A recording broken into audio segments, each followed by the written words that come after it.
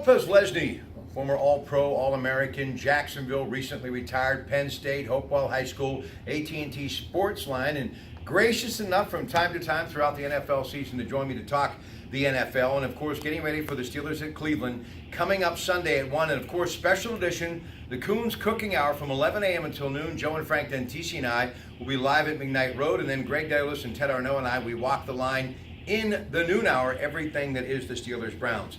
So, is this the same old Browns in your opinion, or do you think maybe, just maybe, this could be the year? Not to say that it's a Vince Lombardi trophy type of year, but anything's got to be better than being 0-16, and in Hugh Jackson's tenure, 1-31, Paul.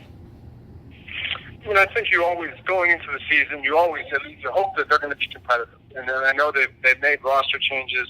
They brought in the young quarterback. So you're saying, hopefully for the good of the NFL, you want teams like that to turn around and have success. So we're all pulling for the Browns to at least, start to experience some of the success that those fans in that town deserves.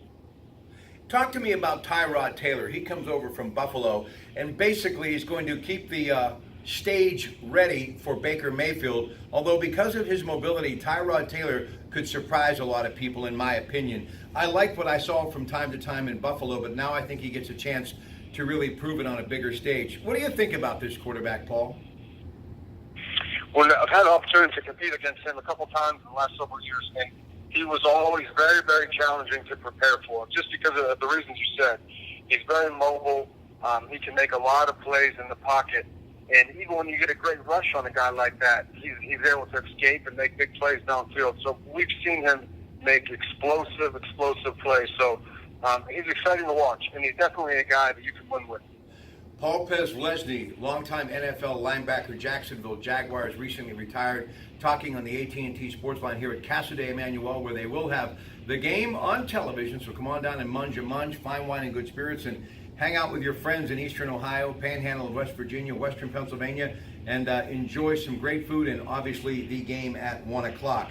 Let's talk Baker Mayfield, the Heisman Trophy winner. He may lack size at 6 foot tall, but boy, he's got a big heart and he plays with a lot of emotions. Is his arm strong enough? And do you think he will be like a Drew Brees, or going back a throwback, Fran Tarkenton, to be able to play this game at a high level at 6 feet, and some may even question a little shorter than that, Paul? I think at this stage, he's a proven winner. He's shown that regardless of his height, that he can make plays and he can throw the ball downfield and he can win football games. So now, he's in the NFL. Now is his opportunity to show any doubters left, that he can do it. I think he can. You look at a guy like that who has won consistently, over his college career, Heisman Trophy winner, a guy that obviously loves the game and is willing to do anything for it. You can't help but rooting for a guy like that, because he does everything right. You can obviously see that he's a playmaker, he's a true football player, and you feel like guys like that can have success.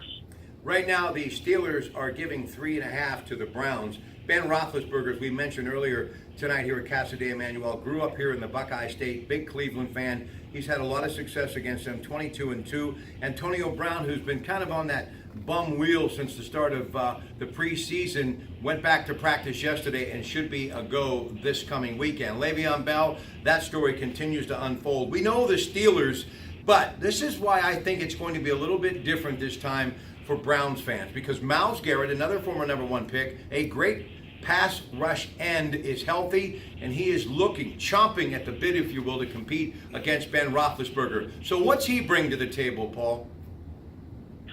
A great athlete on the edge. Anytime you have an elite pass rusher like that, or a guy that can be an elite pass rusher, you always have to account for them.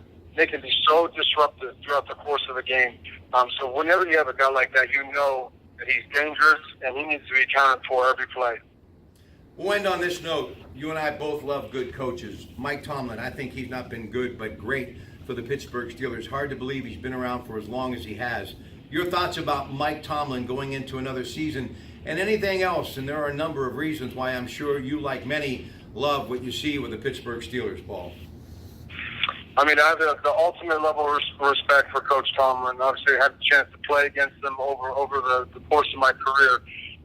And what he's done for Pittsburgh and the Steelers, He has continued that great tradition for the Steelers of having outstanding coaches who are very consistent and that can stay there for a long time. So ultimate level of respect for him. I think he's obviously done an outstanding job. You're a Super Bowl winning coach. So it's one of those things that you hope to find guys like that who can stay in one place, stay in one city for years. And Coach Tomlin has obviously been able to do that. Steelers, one of the big reasons, and this is definitely the last thing we'll talk about, because I wanted to give you a chance to talk about some of the other intangibles. Everybody talks about Ben, Antonio Brown, Le'Veon Bell getting back, Cam Hayward on defense, young secondary, Terrell Edmonds, the draft pick, obviously giving them some upstart potential.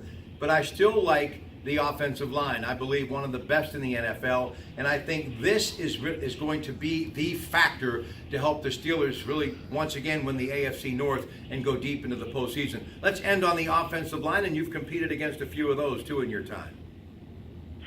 Their offensive line is outstanding, and like you said, that's one of the reasons why they've had success over the years. They always seem to get outstanding, tough, physical offensive linemen.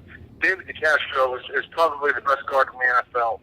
Playing against him, competing against him, he's unbelievable. He's strong, physical, aggressive, and he's a great athlete for how big he is. So when you have guys like that and guys that complement him, that makes your line outstanding. So the Steelers will always continue to have success as long as they have guys like that. Yeah, throw in the mix Pouncey and Villanueva and, yes, Ramon Foster, who may be in the final year of his contract. But make sure he's going to prove a lot to maybe even make the Steelers consider to keep him around post-2018. Paul, always a pleasure. We'll catch up with you soon. Have a great rest of your night and enjoy a big weekend for football, okay? Thanks for having me on. Great talking with you. We'll be back shortly in Beaver talking Glennie Golovkin and Canelo Alvarez with Bernie Vukovic. Stay with us as your Pratt Pack continues to roll on this Tuesday night.